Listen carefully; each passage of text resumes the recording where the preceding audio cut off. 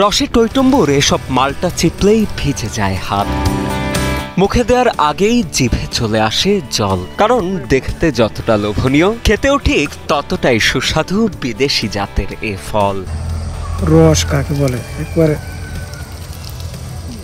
রসের গুড়াউন। এটা স্বাদ তো অনেক বেশি, কারণ কি জন্য এটা কেমিক্যাল মুক্ত। আপনি হলো যে বাগানের একটা মালটা খাবেন আর বাজার থেকে একটা মালটা খাবেন, মনে করেন আপনার নাকের কাছে নিতেই মনে করেন যে একটা অন্যরকম একটা ফ্লেভার, কেমিক্যালের ফ্লেভার চলে। আর তো কেমিক্যাল নাই, টেস্ট প্লাস হলো যে মিষ্টতা অনেক বেশি।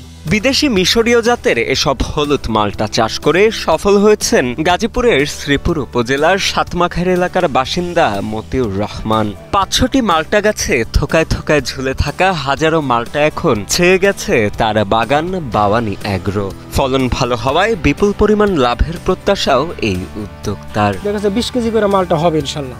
২০ কেজি করে মালটা যদি হয়, দেখা গেছে যে ৫০০ গাছ মালটা গাছ আছে, ৫০০ মালটা গাছে ২০ কেজি করে ধরলে এবার দেখা গেছে ১০ টন মালটা আছে।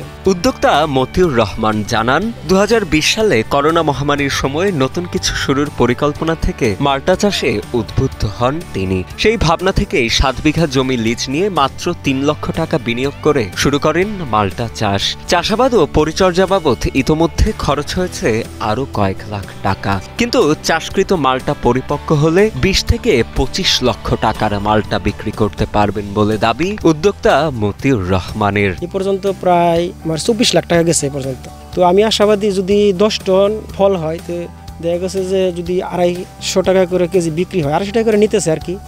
১০ টন মাল হলে আলহামদুলিল্লাহ ২৫ লাখ টাকা এই বছরে উঠে যাইতেছে। বিদেশি জাতের হলেও প্রাকৃতিক সব সার আর দেশীয় প্রযুক্তি দিয়েই চাষ করা হয় এসব মালটা।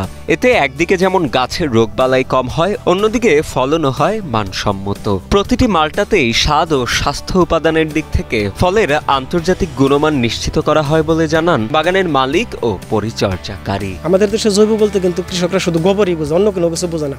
আসলে গোবর কিন্তু জৈব সারের মধ্যে সবচেয়ে নিম্ন স্তরের একটা জৈব সার।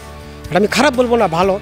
কিন্তু আমি আর এখানে আমার এই সারের এখানে যে জৈব সার ব্যবহার করা হয়েছে, এটা সবচেয়ে বেশি ব্যবহার করা হয়েছে সরিষার খোল। ফুলের আগে আমরা একটা ওষুধ দিই, আবার যখন কলি ছাড়ে তখন আর একটা ওষুধ দেওয়া লাগে। মালটা ছাড়াও নিজের বাগানে বিদেশি জাতের বেশ কিছু কমলাও চাষ করছেন মতিউর রহমান। আছে দার্জিলিং ও চায়না জাতের কমলাও। স্বাদের দিক থেকে সেগুলো বাজারে প্রচলিত কমলা থেকে কোনো অংশে কম নয় বলে জানান বাগানে ঘুরতে আসা স্থানীয় দর্শনার্থীরা। তাদের ভাষ্য, বিদেশি জাতের হলেও এ বাগানের ফলগুলো খেতে বেশ সুস্বাদু।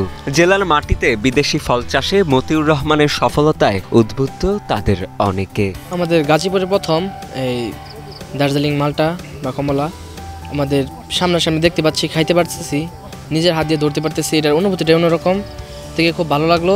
খেয়েও খুব সুস্বাদু মিষ্টি ফল। গাজীপুরের মধ্যে প্রথম এই মালটা বাগান।